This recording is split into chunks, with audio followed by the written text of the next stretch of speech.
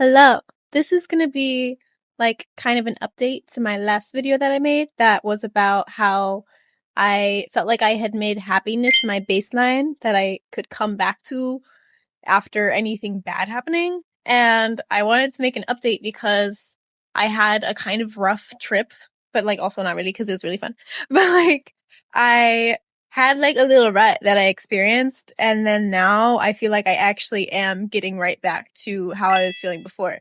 So I wanted to talk about that and how it's different from the past when I would just like remain in a rut for ages and not like take the steps that I now take to like fix it and get back on track and like get back to what I was doing before.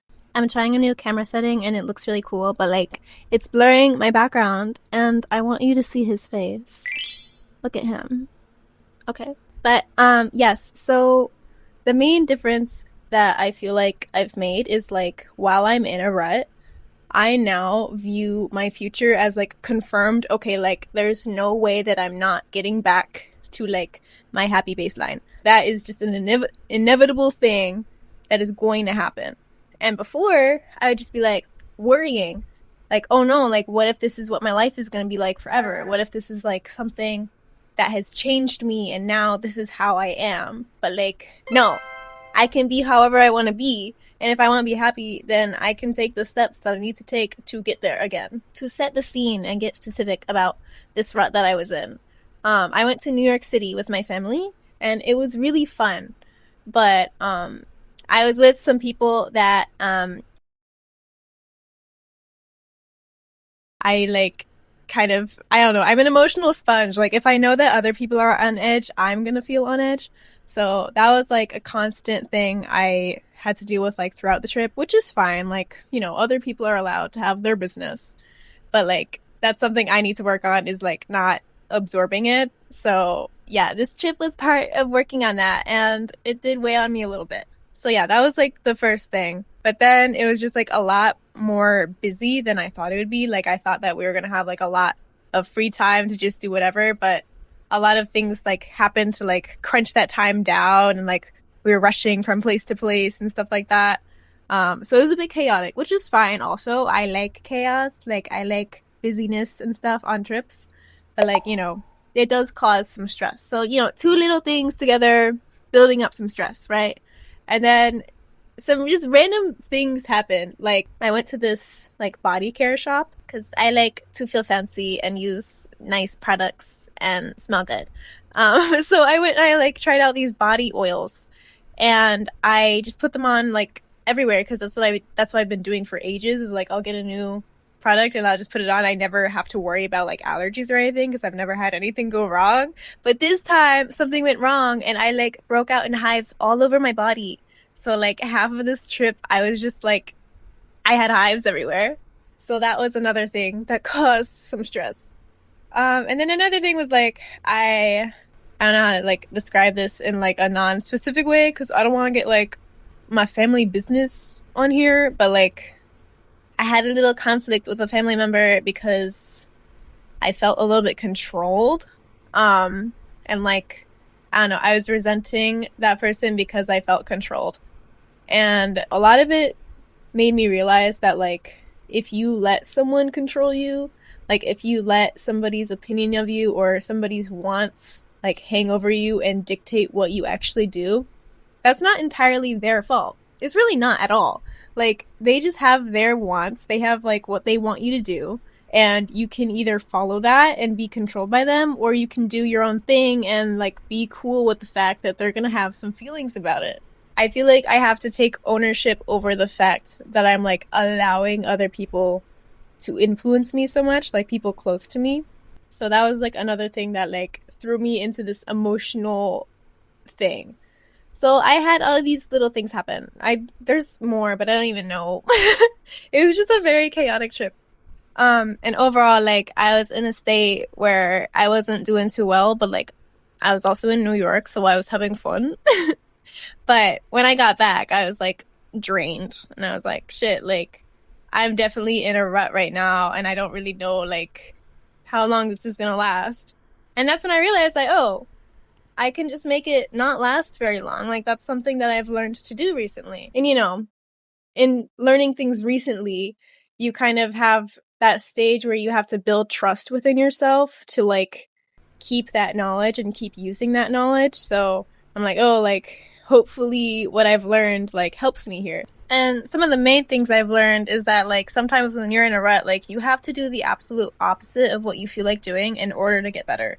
Like you're gonna feel so drained and tired and like you don't want to do anything that like requires especially like mental energy. You have to do those things that require that energy in order to get that energy back, basically. So for example, like let me think. Like creating, like I'm making content right now. I've been doing like some short form stuff and I really was not in the mood to be doing that, but I like just kind of made myself do it. Like, okay, like this is what we're doing right now. This is what we're gonna do.